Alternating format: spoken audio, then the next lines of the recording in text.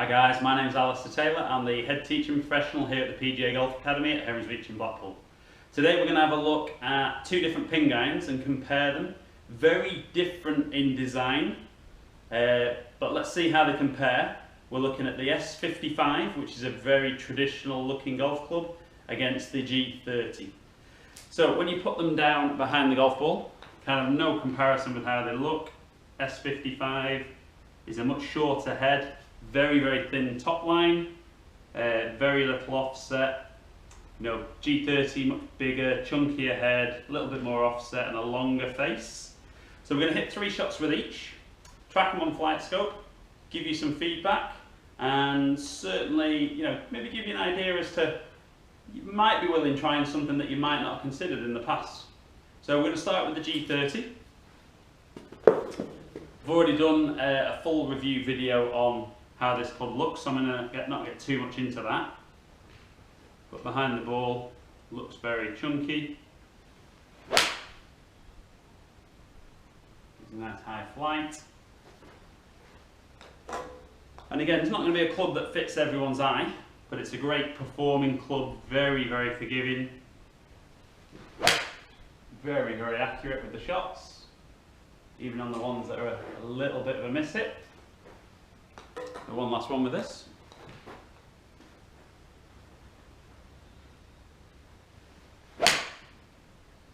Getting all those shots, very consistent. Last one, just fading a little bit at the end. Breezes a touch off the left. But that's really going to appeal to the masses, that club.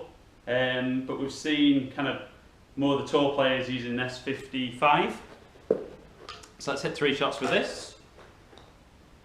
I mean, like I said, sits looks completely different behind the golf ball. Head looks much smaller. I mean, for me personally, I love the look of something like this. Have to see if, with the looks and less technology in there, whether we lose anything in performance. That just feels incredibly good. Didn't really seem much different, that to the G30 flight.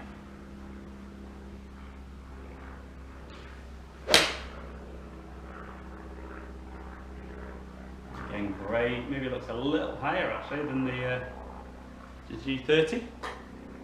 And one final one.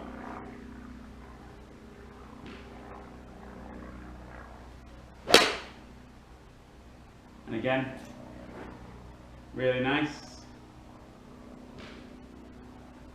So I mean, for me, the way these are designed, clearly aimed at very different golfers. But I don't think, looking at that, I don't think I hit those hugely different.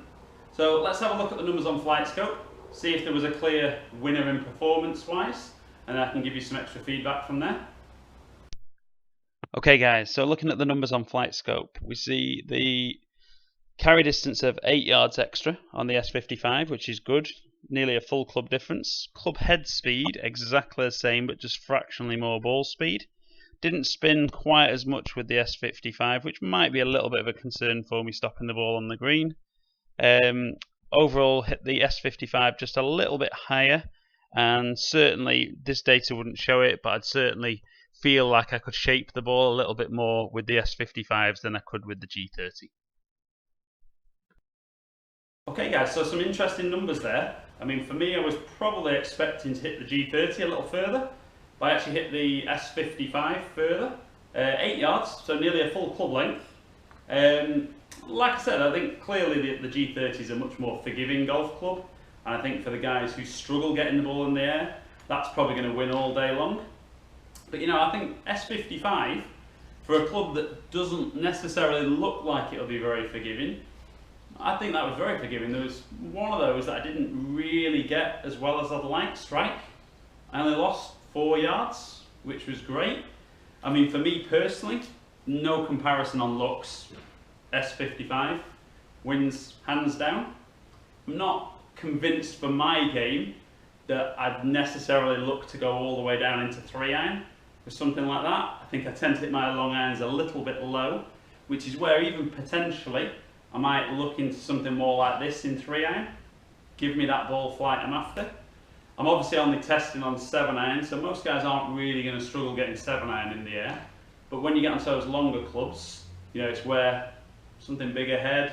We're even seeing tour players now putting very big forgiving 3-irons in the bag and then having much more of a players club in there.